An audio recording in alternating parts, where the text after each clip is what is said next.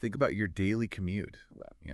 Every morning you pass the exact same buildings, the same billboards, the same people waiting for the same train. Right, and after a few weeks, your brain just stops processing the details. Exactly.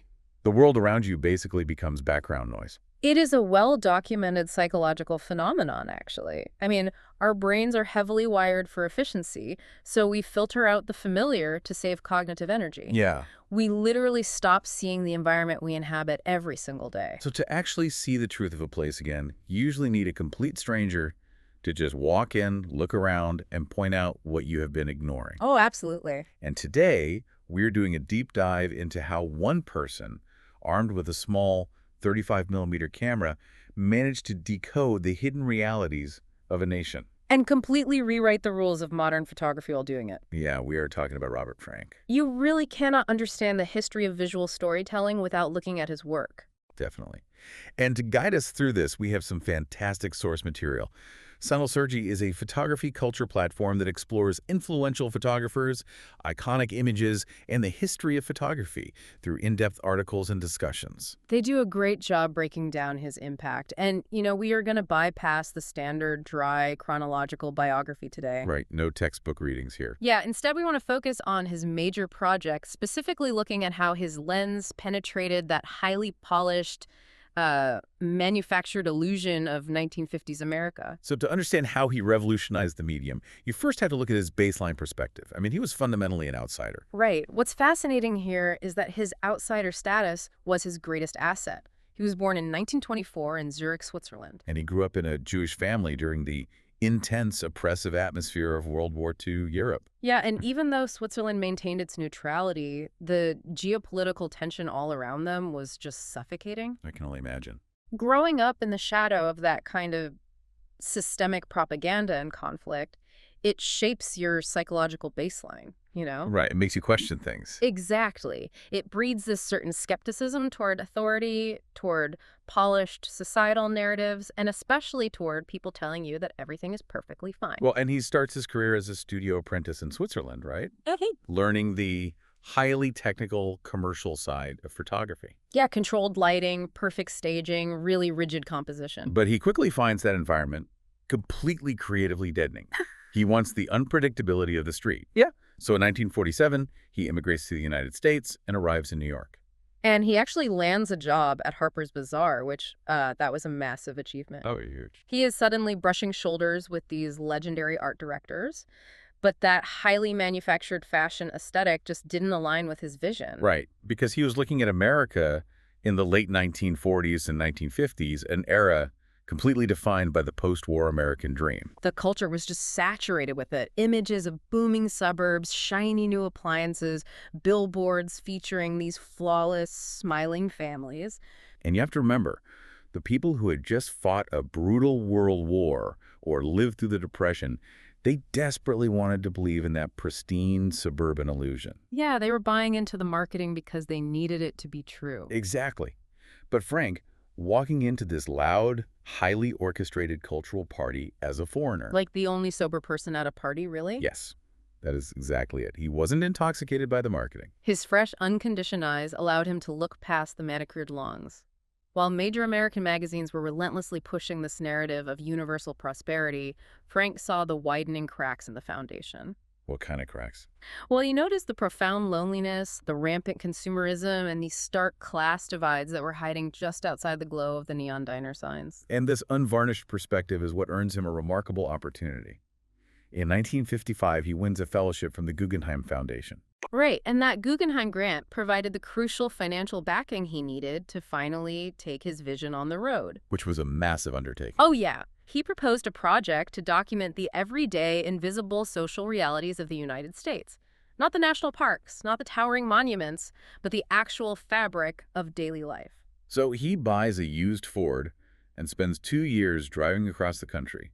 New York to Miami, New Orleans, Houston, Detroit, Chicago, Los Angeles, San Francisco. The scope is just wild. And the volume of material he produces is staggering. We're talking about roughly 30,000 individual photographs. 30,000. Yeah, and keep in mind, this is all analog, 35-millimeter film. Hmm. He is shooting developing and reviewing massive stacks of visual contact sheets. The logistical and mental toll of processing that much visual information in the 1950s, I mean, it cannot be overstated. It's exhausting just thinking about it. Right, and from those 30,000 frames, Frank enacted this deeply agonizing editing process. He distilled the entire 2-year journey down to just 83 photographs. 83 out of 30,000. Yeah, for his book, which he simply titled The Americans. Okay, let me play devil's advocate here for a second. Go ahead. If you shoot 30,000 frames of anything, statistical probability dictates you're going to end up with at least 80 or 90 incredibly striking images just by sheer luck, right? Yeah. So what elevates this edit from just a lucky highlight reel to a masterpiece?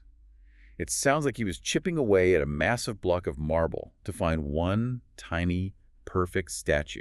That is a great analogy, but it really comes down to visual syntax. He wasn't hunting for 83 standalone, technically perfect shots to put in frames on a gallery wall. Okay, so what was he doing? He was building a sequential narrative. You have to think of it more like editing a complex documentary film or even composing a symphony. Oh, interesting. The physical space and the rhythm between the photographs matter just as much as the images themselves. A photo of a bleak, empty highway on one page was deliberately placed to alter your emotional reaction to a crowded, bustling cafe on the next page. So they talked to each other. Exactly. The 83 photos were a carefully constructed vocabulary. Only when you read them in sequence did they reveal the complex, contradictory face of the country.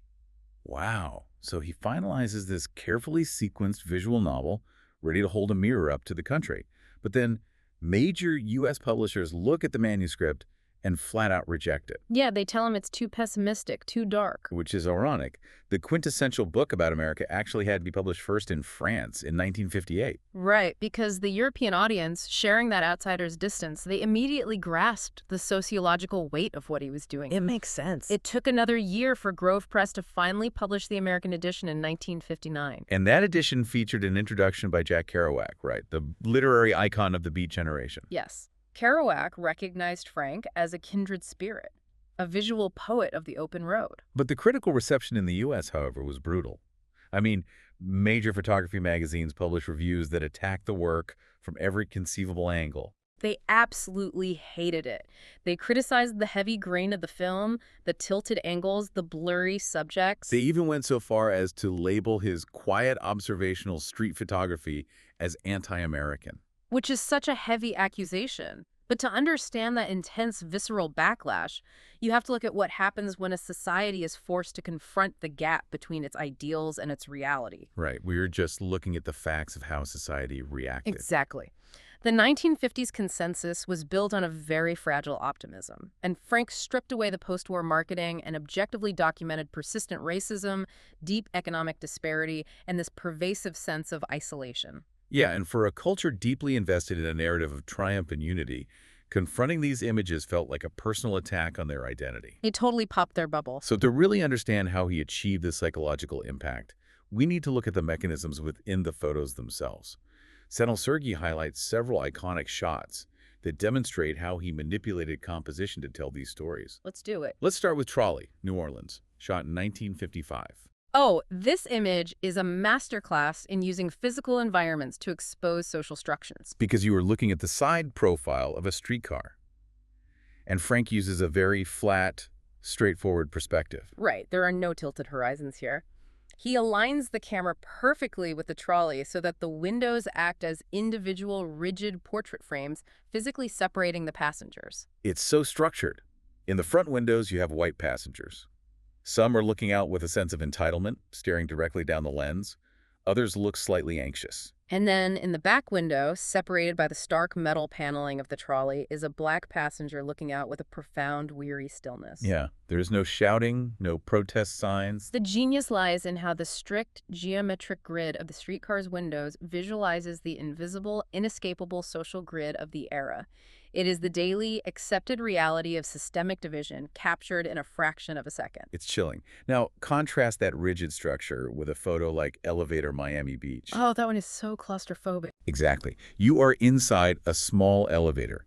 Frank uses a slower shutter speed here, which means the wealthy tourists shifting around in the elevator are rendered as motion blur. They're just these chaotic, moving bodies. But dead center in the frame is the young girl operating the elevator, and she is entirely in focus. And her expression is completely vacant. She looks totally numb. Right. By using that slower shutter speed, Frank creates a visual metaphor. The blurry figures emphasize the transient, fast-paced world of wealth and leisure moving constantly around her. While her sharp focus and static posture highlight her feeling of being trapped. Exactly. She is entirely invisible to the people she is serving. He captures this freezing sense of isolation right in the middle of a crowded, moving box. He also had an incredible eye for subverting national symbols. Take Parade, Hoboken. Yes, the flag photo. You see a brick building, and hanging from it is this massive American flag that dominates the foreground. It completely swallows the composition. It really does. And behind the flag, looking out from the shadows of the apartment windows, are the residents watching the parade below. The compositional hierarchy is what makes this one so powerful. The flag, a symbol of national unity and mandated cheer. It is given all the visual weight. It is huge and imposing. Meanwhile, the human beings, the actual citizens, are pushed into the background. Right. They are partially obscured by the fabric, their faces in shadow or just completely blank. He is really exploring the heavy, sometimes suffocating weight of patriotism and the profound disconnect between the grand symbol of the nation and the detached reality of the individuals living within it. Absolutely. And he applies that same critical lens to the booming consumer culture. Like in Ranch Market, Hollywood. Yes. He shoots a parking lot at night. It's illuminated by these giant, cold neon lights. You see glowing cars, but the frame is entirely devoid of human beings. The contrast in that image is striking. The bright artificial glow of the neon against the deep black of the night sky creates a very sterile, alienating atmosphere. He feels very lonely. He is documenting the rapid shift toward an autocentric society. I mean, America was increasingly becoming a landscape of drive-throughs, vast parking lots, and highway motels. Infrastructure built for machines, not people. Exactly. Built to accommodate commerce rather than human connection.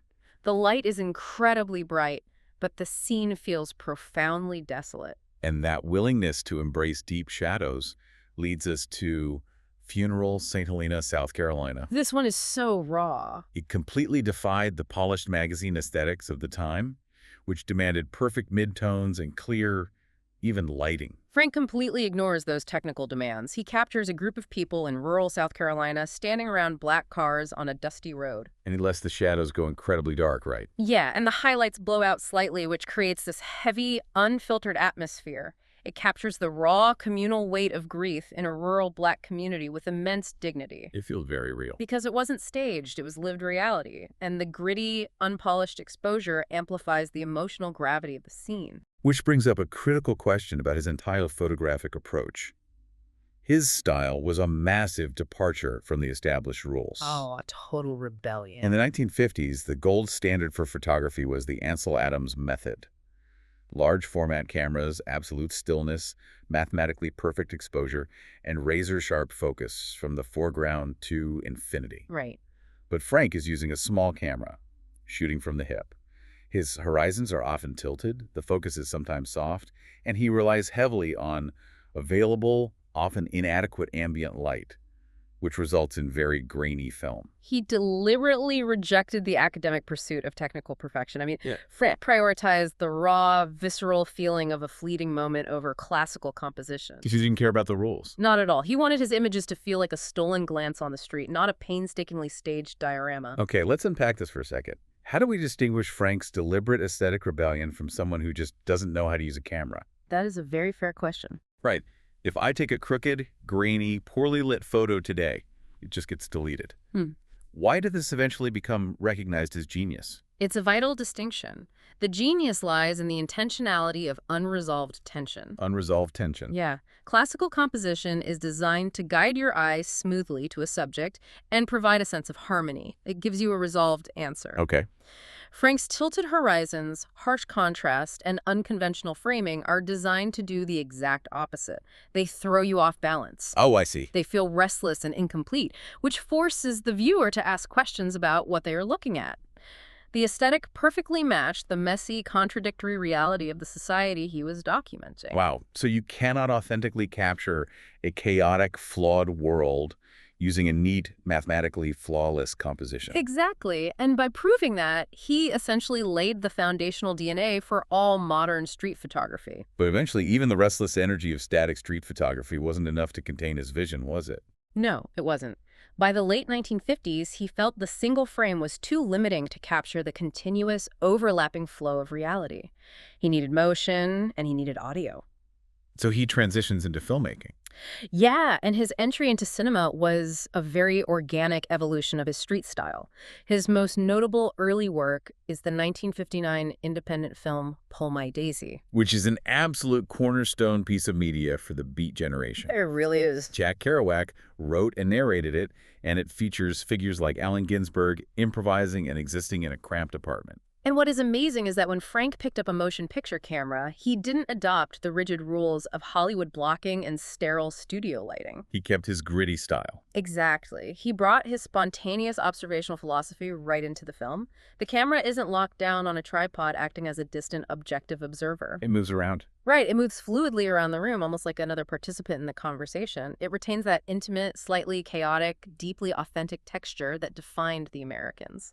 Robert Frank passed away in 2019, but his legacy is woven into almost every image we consume today. Without a doubt. Before Frank, the camera was largely viewed as an objective recording device, a tool to document a specific news event, a grand landscape, or a formal portrait. He fundamentally altered that perception.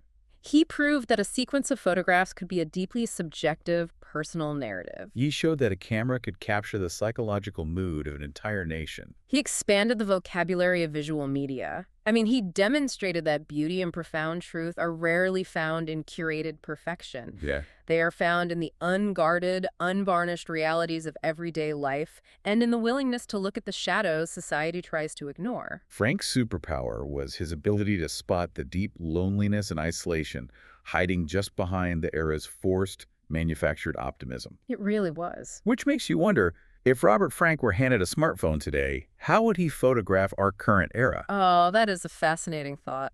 Right. We live in a landscape of highly curated social media feeds, algorithmic perfection, and digital filters designed to smooth out every flaw. We've become the 1950s magazine models of our own lives. We really have. What are the modern equivalents of those 1950s neon signs that he would see right through? Would his lens focus on the polished images we broadcast to the world, or would he capture the quiet, isolated glow of the screen reflecting on our blank faces as we scroll in the dark? I think we know the answer to that. It's definitely something to think about the next time you frame up a photo. Thank you for joining us on this deep dive. See you next time.